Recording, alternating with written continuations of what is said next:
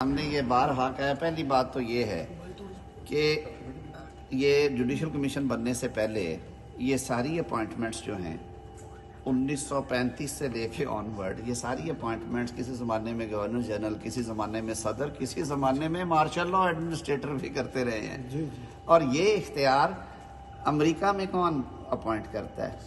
صدر کرتا ہے، اور پارلیمنٹ کی کمیٹی انٹرویو کرتی ہے اور ایک لمبا پروسیس ہوتا ہے. انگلینڈ میں آج بھی جو کمیٹی فار اپوائنٹمنٹ آف ججز ہے وہ ایک نان جوڈیشل خاتون ہے، میرے خیال میں آج کل سول سوسائٹی سے ان کا تعلق ہے. وزیر اعظم نے انہیں اپوائنٹ کر رکھا ہے. وہ کمیشن کے ساتھ بیٹھ کے پبلک ہیئرنگ کرتی ہیں، کئی دفعہ ان کیمرہ کرتے ہیں، اور اس کے بعد وہ اپنی ریکمنڈیشنز. بھارت میں اپوائنٹمنٹ اور ریموول میں پارلیمنٹ میں ووٹ بھی ہوتا ہے کئی جگہوں پہ. تو یہ ساری دنیا میں ہے، اس کو ہم نے کیوں ہمیں بارز نے یہ سجیسٹ کیا ہے کہ وزیر اعظم کی ایڈوائس، پہلا چیف جسٹس بار نے ہمیں یہ ایڈوائس کی ہے کہ آپ پہلے چیف جسٹس کے لیے پارلیمنٹری کمیٹی بنا دیں اپوزیشن اور حکومت کی، اور انہوں نے کہا کہ آپ جب ہمارا نمائندہ جوڈیشل کمیشن میں ہے اس کی انپٹ بھی لیں، تاکہ ایک اگر یہ نوبت آتی ہے. کسی دوست نے یہ تجویز دی کہ اگر وزیر اعظم نے یہ نام ریکمینڈ کرنے ہیں تو وہ ایگزسٹنگ سپریم کورٹ جو ہے ان میں سے پہلے 5 ججز میں سے کسی کا انتخاب کرنے، ایک نئی اینٹی کھڑی کرنی ہے نا. تو جو لوگ آلریڈی سپریم کورٹ میں بیٹھے ہوئے وہ یہ سارے پروسیس سے گزر کے آئے ہیں، وہ پاکستان کے ججز ہیں. یار ابھی جلدی ہے بھائی، 1.5 مہینے سے یہ معاملہ چل رہا ہے.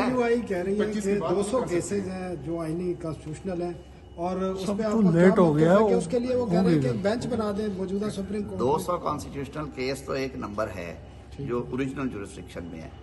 بہت سارے مقدمات جو جڑے ہوئے ہیں جو اوریجنل جورسڈکشن چاروں ہائی کورٹس 5 استعمال کرتی ہیں، وہ اپیلوں کا سٹاک ایک الگ ہے، وہ بھی سینکڑوں میں ہے. آپ بالکل دیانتداری سے یہ بتا دیجئے کہ پچھلے کئی سالوں سے آپ سپریم کورٹ کو دیکھ رہے ہیں، پیناما پیپر سے لے کے شروع کرتے چلے، بہت پیچھے نہیں جاتے، بھٹو صاحب کی پھانسی کو بھول جاتے ہیں. پیناما پیپر سے لے کے آج تک دل پہ ہاتھ رکھ کے بتا دیں کہ بشیر بوٹے اور گامے کو زیادہ ٹائم ملا ہے سپریم کورٹ میں، یا سیاسی جو تماشے لگتے ہیں ان کو زیادہ ملا.